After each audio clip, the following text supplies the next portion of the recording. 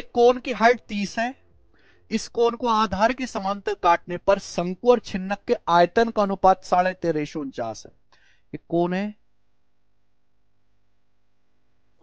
इस कोण की जो हाइट है 30 सेंटीमीटर है, गोरी हाइट है इस कोण की।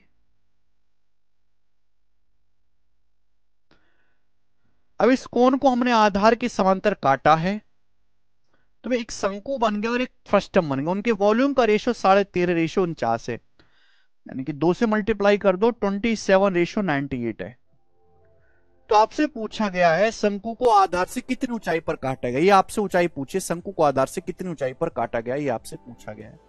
ठीक है भाई, आप बोलोगे हाँ जी सर बताएंगे। देखो मैंने क्या बताया, ऐसे सवाल होते हैं सिमिलरिटी से। आपको यहाँ पे दो कोण दिखाई दे रहे हैं, छोटा कोण और बड़ा कोण।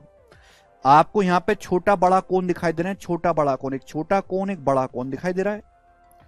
आपने कोण को बेस के पैरेलल काटा, दो टुकड़े हो गए, एक शंकु बन गया, नीचे वाला फ्रस्टम बन गया। छोटे कोण का वॉल्यूम है 27, फ्रस्टम का वॉल्यूम है 98। तो बड़े कोण का वॉल्यूम क्या आएगा भाई, इन दोनों को जोड़ देंगे। बड़े कोण का वॉल्यूम आएगा, इन दोनों को जोड़ दो, 27 + 98 125। ये छोटे कोण बड़े कोण के वॉल्यूम का रेशियो है, वॉल्यूम का। तो हाइट का रेशियो क्या आएगा, क्यूब रूट। वॉल्यूम का रेशियो हाइट के रेशियो का क्यूब होता है, यानी कि 3:5। छोटे कोण और बड़े कोण की हाइट का रेशियो 3:5 आएगा। छोटे कोण की हाइट 3 है, तो बड़े कोण की हाइट 5 है, 5। तो कितना बचा, 2 बचा, 2। 5 की वैल्यू 30 सेंटीमीटर, 6 गुना 2 की वैल्यू 6 गुना 12 सेंटीमीटर। यानी कि इस कोण को आधार से 12 सेंटीमीटर की ऊंचाई से काटा गया है। ये आधार से जो हाइट है 12 सेंटीमीटर है, ये काटा गया है। ये उत्तर आ जाएगा, बी ऑप्शन। समझ में आया है? अरे राम।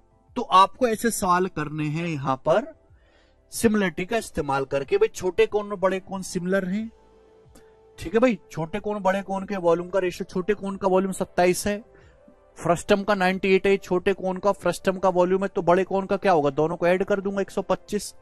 ये वॉल्यूम का रेशियो हाइट का रेशियो आएगा 3:5 छोटे कोण और बड़े कोण की, तो बची दूरी 2। हमें 2 ही तो आपसे पूछा है कि नीचे से कितनी ऊंचाई से काटा गया, 12। ये आंसर आ जाएगा।